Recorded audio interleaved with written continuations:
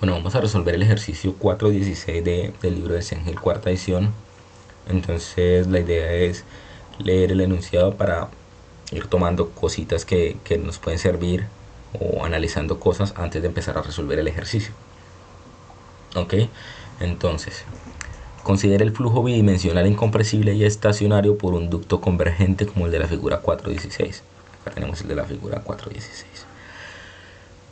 Un campo de velocidad aproximado sencillo para este flujo es, nos dan acá un campo de flujo P en términos de una componente I y una componente J, y nos dicen donde U sub 0, este U sub 0 de acá es la velocidad horizontal en x igual a 0.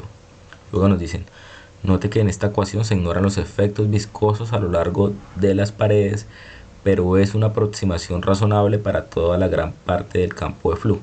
Que nos están diciendo acá que los efectos viscosos se deberían tener en cuenta en la solución de este ejercicio, pero para este caso los vamos a ignorar. Luego nos dicen, calcule la aceleración material para las partículas de fluido que pasan por este ducto. Y luego nos dicen, de su respuesta de dos maneras. Uno, como los componentes de aceleración a x y a y. Y dos, como el vector de aceleración a.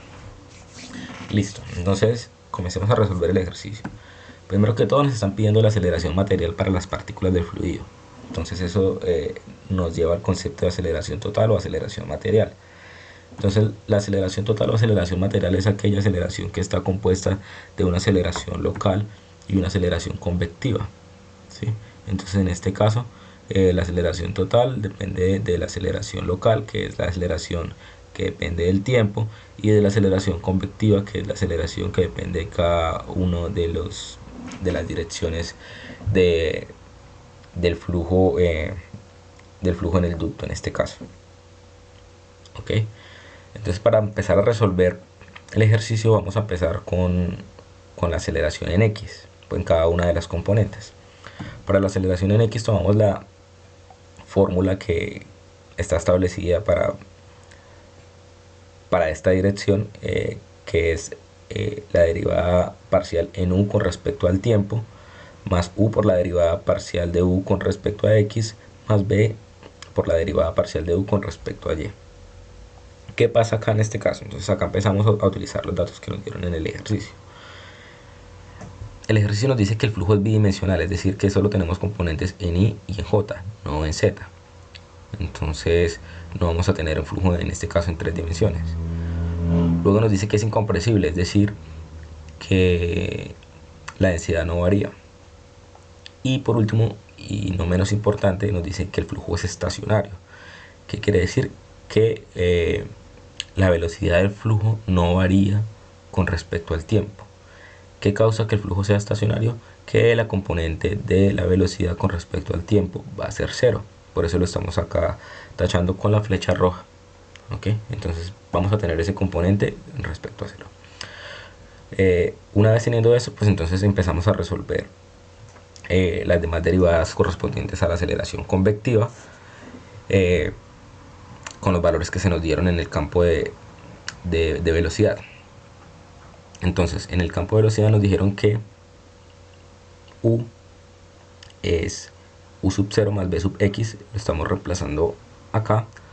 Luego nos dicen que las derivadas de u con respecto a x, entonces ponemos la derivada de el valor de u que ya nos dieron con respecto a x, más b, reemplazamos b que nos dieron en el campo de velocidad, que es menos by, y la derivada de u con respecto a y. Luego u es u sub 0 más bx, lo dejamos en términos de expresión de la derivada. Y comenzamos a derivar. Bajamos el 0 que teníamos arriba, bajamos el u sub 0 más bx, y derivamos esta expresión. Entonces la derivada de u sub 0 con respecto a dx es 0. ¿Por qué? Porque es la derivada de una constante. Luego la derivada de bx con respecto a dx es x, ¿sí?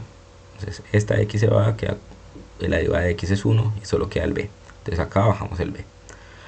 Luego tenemos el menos by, lo bajamos y derivamos esta expresión. Entonces tenemos la derivada de u sub 0 con respecto a y es 0 porque es la derivada de una constante. Y luego la derivada de bx con respecto a y también es 0 porque no hay una variable y, entonces toda esta expresión se toma como una constante entonces la derivada de una constante es 0 y la bajamos acá como 0.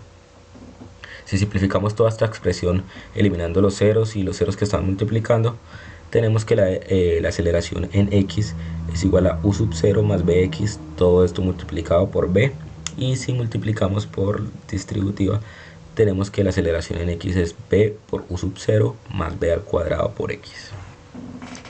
Perfecto, entonces ya tenemos la aceleración de la componente en x. Vamos a hacer lo mismo para la aceleración de la componente en y. Entonces acá tenemos nuevamente la expresión para la aceleración en la componente en y. Nuevamente eliminamos el valor de la aceleración local porque el flujo es estacionario y no está variando con el tiempo.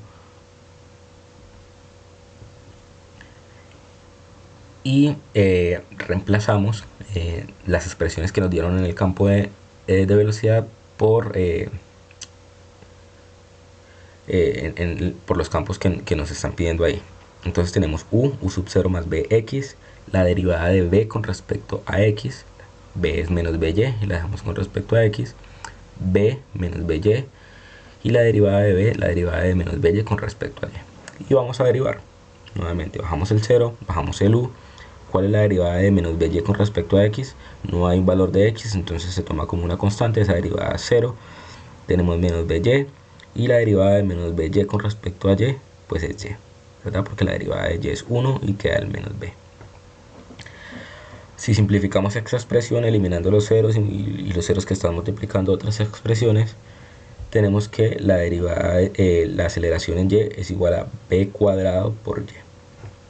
Y listo, tenemos resuelto el ejercicio. Ahora tenemos que ajustarnos a lo que nos están pidiendo. Nos dicen de su respuesta de dos maneras, ¿cierto? Entonces la primera, como las componentes de aceleración a x y a y. Entonces ya eso lo hallamos.